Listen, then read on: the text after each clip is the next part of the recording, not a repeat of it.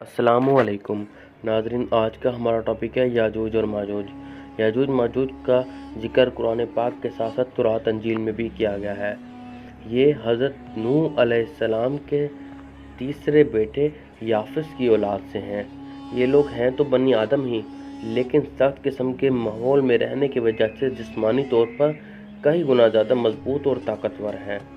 इसका सबूत ये है कि अल्लाह पाक हज़रत ईसा अलैहिस्सलाम को फरमाएंगे, आप मुसलमानों को लेकर कोई दूर पर चले जाएं, क्योंकि मैं एक ऐसी मखलूक को आज़ाद करने वाला हूँ जिसका मुकाबला इस दुनिया में कोई नहीं कर सकता। यहाँ से ये बात साबित होती है कि ये ताकतवर है। दूसरा ये कि इनमें से हर एक मादा कम से कम 1000 बच्चों को पैदा करती है। जब हज़रत जुल्करनैन अलैहिस्सलाम ने अल्लाह के हुक्म से इस मखलूक के इस ज़मीन पे आने का रास्ता बंद किया, तो उस वक्त से आप अंदाज़ा लगा सकते हैं कि इनकी तादाद कितनी गुना ज़्यादा बढ़ चुकी होगी। इसीलिए कुरान पाक में अल्लाह पाक फरमाते हैं कि जब याजूज और माजूज खोल दिए जाएंगे तो वो हर बुलंदी से दौड़ते हुए आएंगे और सच्चा वादा करीब आ लगेगा। यानी इनकी तादाद की बात हो रही है कि इतनी ज़्यादा है कि चारों अतराफ से आसमान की तरफ से हर तरफ से नाज़िल हो रहे हैं, यानी कि इनकी तादाद बेइंतहा है। नाज़रीन, पहले तिबरिया का सारा पानी और उसके बाद ज़मीन का तकरीबन सारा पानी, चाहे वो दरिया का हो चाहे वो समंदर का हो, तकरीबन ये लोग सारा पानी पी जाएंगे। यहाँ पे सवाल ये बनता है कि आखिर इंसान इनका मुकाबला क्यों नहीं कर सकेंगे।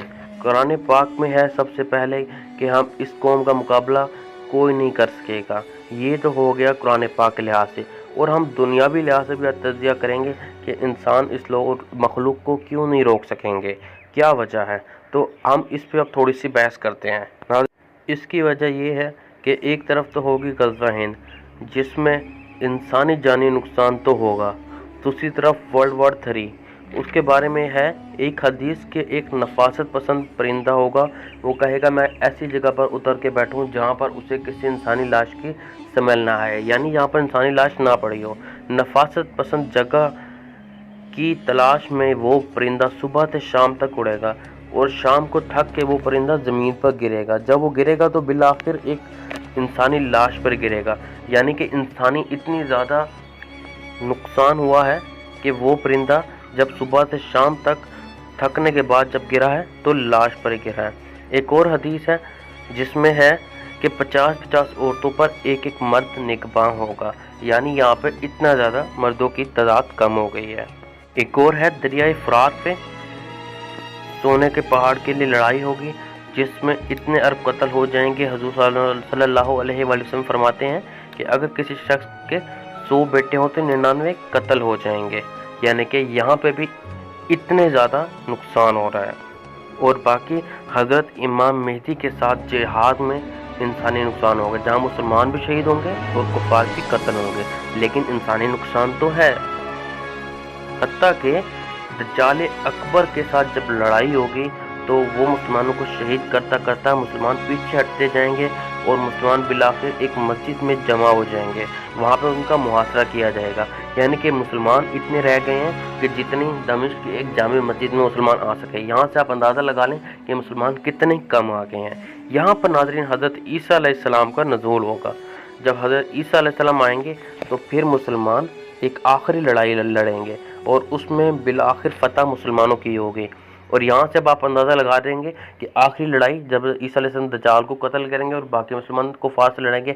यहाँ पर इस लड़ाई से पहले जो मुसलमान सिर्फ इतने थे कि एक मस्जिद में सिर्फ रह गए थे जमा होकर, तो अब आप अंदाज़ा लगा लें उस लड़ाई के बाद भी मुसलमान कितने रह गए हैं। यानी कि आप यहाँ से अंदाज़ा लगा सकते हैं कि इंसान कितने कमज़ोर हो चुके हैं और कितनी महसूर हो चुके हैं और अपनी तादाद के लिहाज से अपनी पस्त तरीन हालत पे हो गए हैं।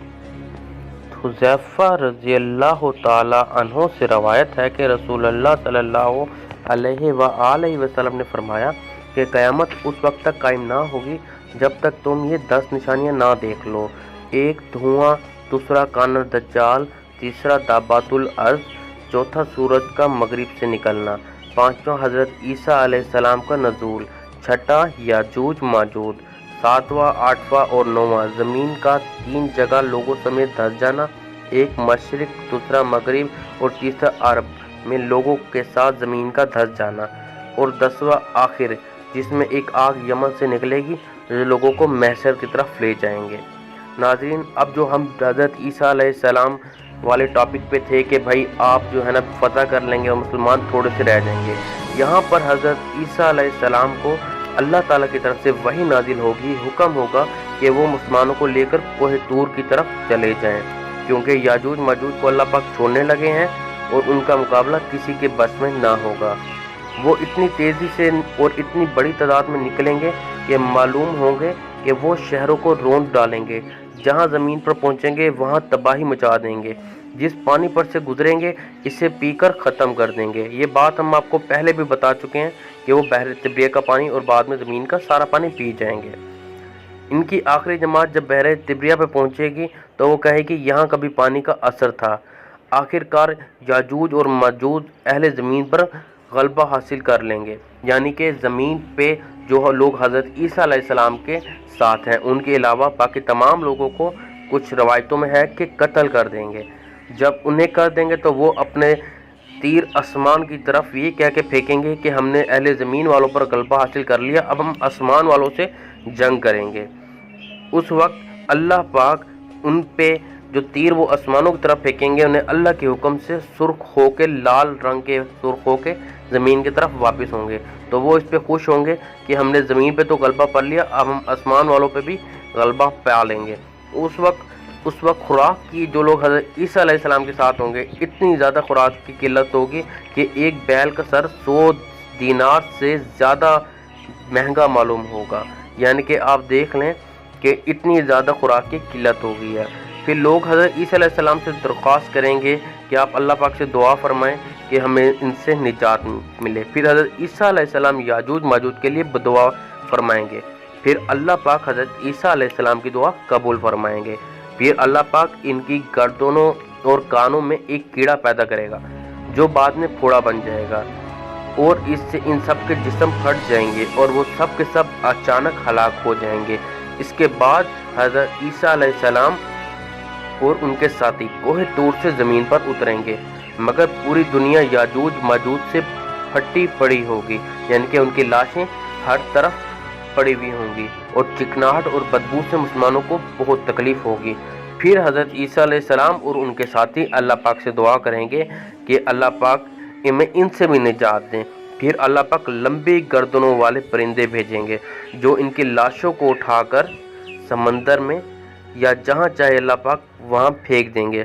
फिर अल्लाह पाक बारिश बरसाएंगे और पूरी ज़मीन बारिश के पानी से धुल के पाक हो जाएगी और ज़मीन अपनी असली हालत में आ जाएगी। हज़रत ईसा अलैहिस्सलाम उस वक्त अपनी नबूवत का ऐलान हरगिज़ नहीं करेंगे और ना ये कहेंगे कि मुझ पर वही नाजिल होती हैं। आप अलैहिस्सलाम खुद भी शरीयत पर अमल करेंगे, यानी कि जब हज़रत इमाम मेहदी अलैहिस्सलाम के साथ उतरे थे तो जमात उन्होंने खुद नहीं करवाई। उन्होंने कहा कि इमाम मेहदी आप जमात करें, मैं आपके पीछे पढ़ूंगा। उन्होंने मना कर दिया था, यानी कि वो शरीयत पर जो अल्लाह पाक ने हज़रत मोहम्मद सल्लल्लाहु अलैहि वसल्लम फरमाई उस पर अमल फरमाएंगे। और दूसरा, जिहाद जो है वो ख़त्म हो जाएगा। जिहाद क्यों ख़त्म होगा? क्योंकि वही लोग रह गए हैं जो हज़रत ईसा अलैहिस्सलाम के साथ कोह तूर पे गए थे, बाकी सारे लोग ख़त्म हो गए हैं और सिर्फ वही लोग रह गए हैं जो सिर्फ दीन इस्लाम वाले हैं और इसलिए सिर्फ इस्लाम ही रह जाएगा। इसलिए जिहाद की अब ज़रूरत ही नहीं रहेगी। यूं करके ये आखिरी दौर होगा और यहाँ हमारी वीडियो ख़त्म होती है। अल्लाह हाफिज़, हमें इजाज़त दीजिए।